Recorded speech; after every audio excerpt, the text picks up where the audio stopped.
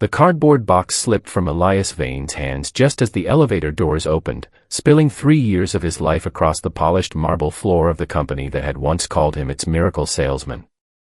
A cracked photo frame landed face up beside his shoes, showing his 7-year-old daughter Mira smiling without her 2 front teeth. Behind him, through the glass wall of the executive boardroom, the chairman's daughter was being applauded for the promotion Elias had earned with sleepless nights, missed birthdays, and numbers no one else in the company had ever reached. Elias didn't bend down at first. He just stared at his daughter's photo on the cold floor and realized the worst part wasn't losing the job. It was knowing he had almost lost himself trying to deserve it. Before we continue, if you believe in kindness, second chances, and the quiet strength of people who keep going even when life humiliates them, please like this video, share it, and subscribe to Oxley Stories.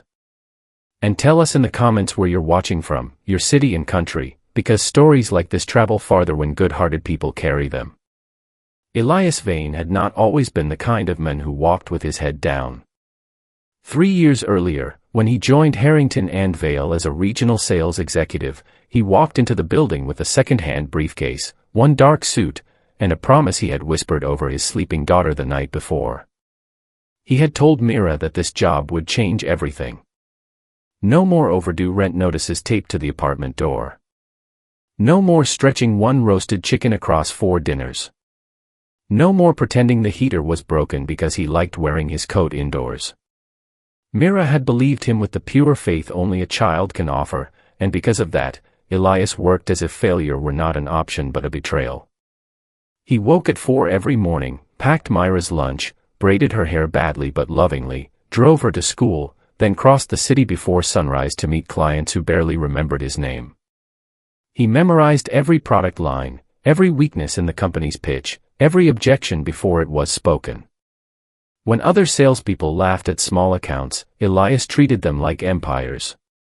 He learned receptionists' birthdays, remembered which factory owner had a sick mother, which purchasing manager hated long emails, which CEO preferred direct numbers over charm. He did not sell by pressure. He sold by listening.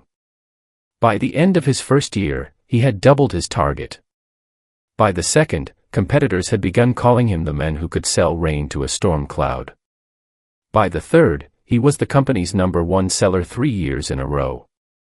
But success cost him in ways no bonus could repair. Myra's teacher once sent him a video of the school play because Elias was stuck in another city closing a deal the chairman had personally demanded. On Myra's 8th birthday, he arrived after the candles had melted into the cake, carrying an expensive doll she hugged politely before asking if he could stay awake long enough to hear about her day. That question stayed with him longer than any applause ever did. Still, he kept going, telling himself that sacrifice today would become safety tomorrow. Everyone in the company knew the promotion was supposed to be his. Even people who disliked him admitted it. The senior director position had been discussed for months, and Elias had trained new staff, handled crisis accounts, and saved a contract worth millions after a rival company nearly stole it. The chairman, Roland Crow, had called him into the boardroom 2 weeks before the announcement and said the company valued loyalty above everything. Elias had gone home that evening with hope in his chest so bright he bought Mira the good strawberries from the market instead of the bruised discounted ones. They sat on the kitchen floor eating them from a bowl, and Mira asked if the new job meant he would be home more. Elias smiled and said yes, because he truly believed it. The day of the announcement, Elias wore the tie Mira had chosen for him, navy blue with tiny silver dots. He stood near the back of the boardroom while executives gathered around the long table. Roland Crow entered with his daughter, Celeste, at his side. She was polished, confident, and beautiful in the way money teaches people to be from birth. She had worked at the company for only 8 months, mostly in a strategic leadership rotation that everyone knew meant sitting in meetings and being praised for repeating ideas others had prepared. Elias had always been respectful to her. He did not blame her for being born with doors already open. But when Roland cleared his throat and announced that Celeste would be the new senior director of sales transformation, the room shifted in that silent way people react when truth is being insulted in public. For a moment, Elias thought he had misheard. The applause began slowly, awkwardly, then grew louder as people chose survival over honesty. Roland smiled as if justice had been done. Celeste accepted the praise with her arms crossed and her chin lifted, glancing once toward Elias with something that looked almost like apology, but not enough of it to matter. Elias felt heat climb his neck. 3 years of missed dinners, hospital visits he had postponed, Mira waiting by windows, clients won from nothing, all reduced to a performance where everyone knew the ending had been purchased by bloodline. After the meeting, Roland asked Elias to step into his office. The chairman spoke gently, which somehow made it worse. He said Elias was invaluable in the field, that not everyone was meant for leadership, that Celeste brought a fresh executive vision, that Elias should stay patient because his time would come. Elias listened without interrupting. On Roland's desk stood a framed photo of Celeste as a child sitting on his shoulders at a beach, both of them laughing. Elias looked at that picture and thought of Myra's missing school play, her melted birthday candles, her small voice asking him to stay awake. Then he realized something painful and freeing. Roland understood fatherhood perfectly. He had simply decided his daughter's future mattered more than the truth. Elias went back to his desk and opened his laptop. His team watched him carefully. He typed one sentence, printed it, signed it, and placed it in a plain envelope. Then he packed his belongings into a cardboard box. No speech. No anger. No begging. He carried the box through the hallway while people looked away because guilt is easier when it doesn't have to meet your eyes. At the elevator, the box slipped, and Myra's photograph fell onto the marble floor. Elias finally bent down, picked it up, wiped the cracked glass with his thumb, and whispered that he was sorry. That evening, Mira found him sitting at the kitchen table with his tie loosened and the box beside him. Children notice storms before adults explain the weather. She climbed into the chair across from him and asked if the bad people at work had hurt him. Elias tried to smile, but his face broke. He told her he had quit. He expected fear, questions, maybe disappointment. Instead, Mira walked around the table, wrapped her thin arms around his neck, and said she liked him better when he was home anyway. That was the first time Elias cried in front of his daughter. The next months were brutal. Pride does not pay rent. Savings vanished quickly. Friends from the company stopped calling, not because they hated him, but because his courage made their silence uncomfortable. Elias applied everywhere, but Harrington and Vale quietly poisoned his reputation. Roland's people described him as emotional, difficult, unable to handle corporate structure. Offers disappeared after final interviews. One recruiter told him, with pity in her voice, that powerful companies had long shadows. So Elias took whatever work came.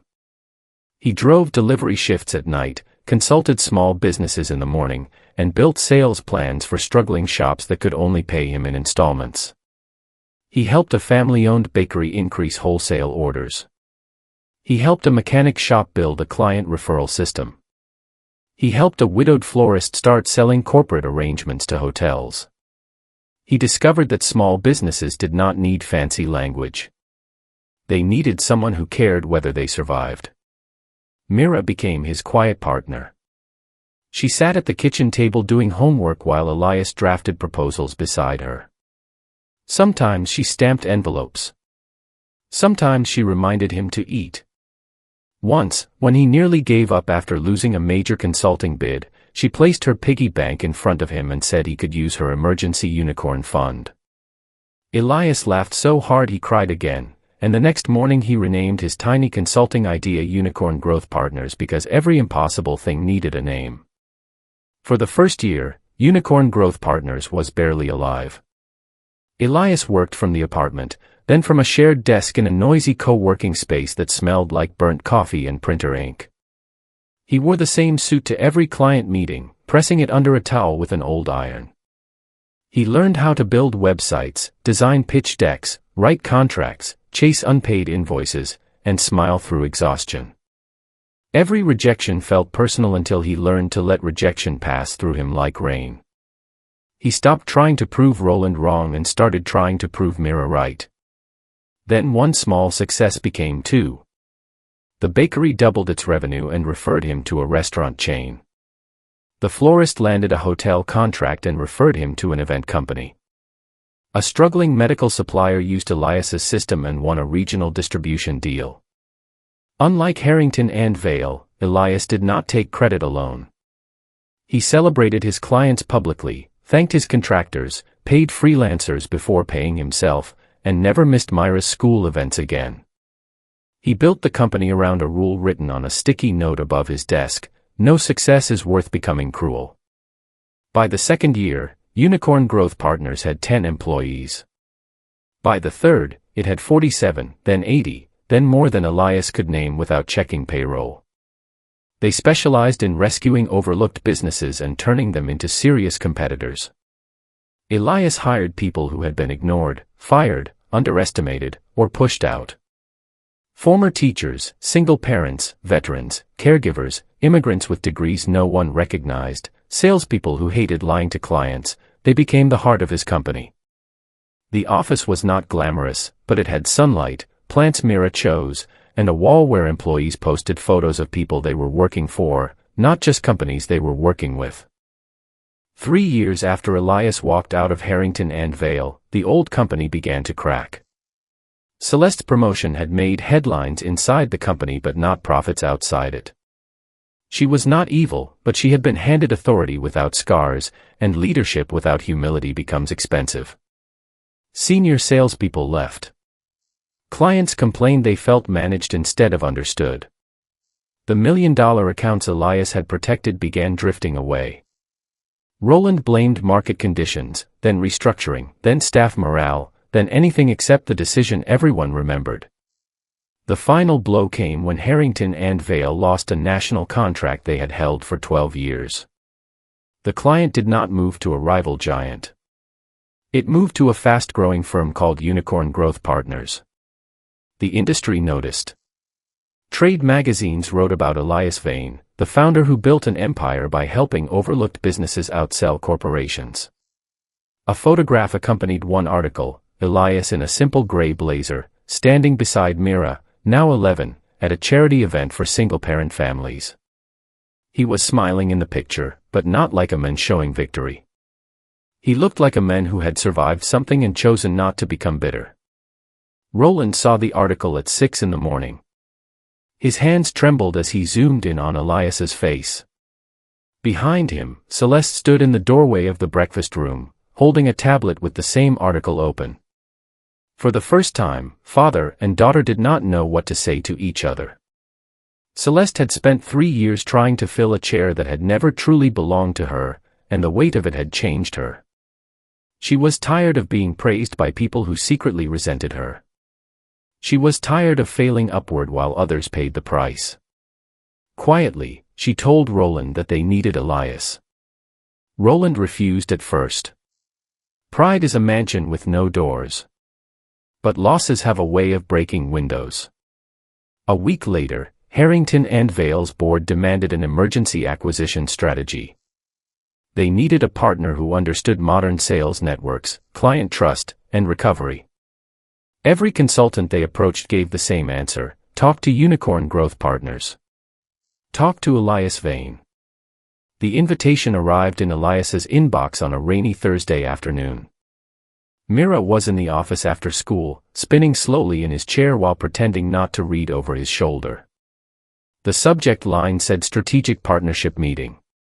The sender was Roland Crow's assistant. Elias stared at it for a long time. Myra stopped spinning and asked if it was them. She did not need to say who. Children remember the names of people who made their parents cry. Elias closed the laptop, stood, and looked out at the city. 3 years earlier, he would have imagined this moment as revenge. Now it felt heavier than that. Revenge wanted applause. Healing wanted peace.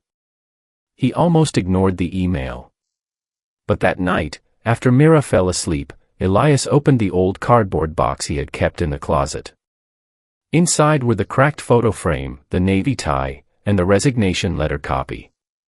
He read the sentence he had written 3 years earlier: I can no longer give my loyalty to a place that confuses inheritance with merit. The words still hurt, but they no longer owned him. He replied to the email with one line, "I will meet, but I will not return." The meeting took place in the same executive boardroom where his humiliation had been dressed as an announcement. This time, Elias entered through the glass doors with his own legal advisor, his operations director, and a calmness that made the room feel smaller. Roland looked older. Celeste looked nervous but sincere. Several board members stood to shake Elias's hand too eagerly, as if respect could be rushed after being delayed. Roland began with corporate language, speaking of synergy, shared opportunity, market pressures, and mutual benefit. Elias listened politely. Then Celeste interrupted her father. Her voice shook, but she did not hide from it. She said Elias had deserved the promotion. She said she had known it then but had been too afraid to refuse what her father offered. She said the company's decline was not only because Elias left, but because the decision taught everyone that effort had a ceiling and bloodline had a staircase. The room went silent. Roland's face tightened, but he did not stop her. Elias looked at Celeste for a long moment. He had spent years imagining her as the symbol of everything stolen from him. Seeing her now, he realized she had been trapped too, just in a room with better furniture. That did not erase what happened. It did not excuse it. But it made the truth more complicated, and Elias had grown enough to accept complicated truths. Roland finally spoke without performance. He apologized. Not perfectly, not beautifully, but honestly enough that his voice cracked near the end. He admitted he had chosen fear over fairness. He had wanted to secure his daughter's future and convinced himself the company owed him that right. He said he had destroyed trust, and he knew an apology could not buy it back. Elias did not answer immediately. He thought of the elevator, the broken frame, the rent notices, the nights Mira slept on the office couch while he built a future from scraps. Forgiveness, he had learned, was not pretending the wound never happened. It was refusing to keep bleeding for people who had moved on. Elias placed a folder on the table. Inside was not a job acceptance, but a partnership proposal with strict terms. Unicorn Growth Partners would help restructure Harrington and Vale's sales division, but only if the company created transparent promotion standards, protected employees from retaliation, opened leadership tracks to overlooked staff, and funded a scholarship program for children of single parents in the company. Roland stared at the terms. A board member objected to the cost. Elias calmly closed the folder and stood. The room panicked. Roland raised a hand and told the board member to be quiet. For once, he understood the price of arrogance.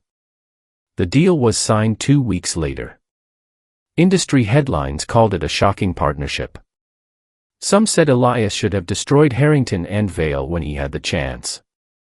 Others called him strategic. But those closest to him knew the truth was simpler. Elias had not returned to save the company that hurt him.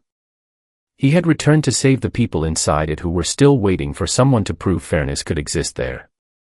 The first employee meeting after the partnership was held in the company auditorium. Elias stood on stage facing hundreds of workers, some old colleagues, some new faces, some people who had watched him leave with his box and said nothing. He did not shame them. He did not boast. He told them he knew what it felt like to work hard in silence and still be unseen. He told them no company becomes great by crushing the people who carry it. Then he announced the new promotion system, the mentorship fund, and the single-parent scholarship named after Myra's mother, Leora, who had died when Mira was 3 and whose memory had quietly powered every step Elias took. In the front row, Mira sat holding her father's old cracked photo frame, now repaired but still showing a faint line across the glass. Elias had kept the crack visible on purpose. Some things, once broken, do not need to be hidden to be beautiful.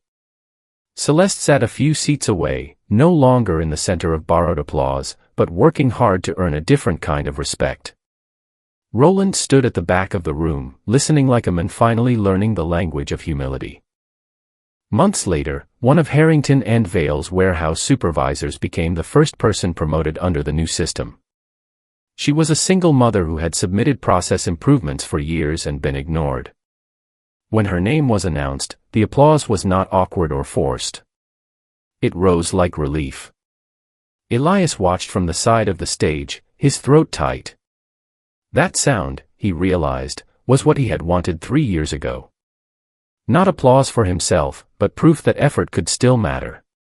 Near the end of the year, Oxley Business Journal asked Elias what revenge felt like. He laughed softly and said revenge was too small a word for what had happened. Revenge would have been watching the old company fall. Healing was watching it change. The interviewer asked if he regretted quitting. Elias looked across his office, where Mira was doing homework at a small desk beside his, the same way she had during the early days. He said quitting had felt like losing everything, but sometimes the door you leave through becomes the road your future uses to find you. If this story touched your heart, please like the video, share it with someone who has been overlooked, and subscribe to Oxley Stories. Sometimes the quietest people are carrying the strongest battles, and your support helps these stories reach them.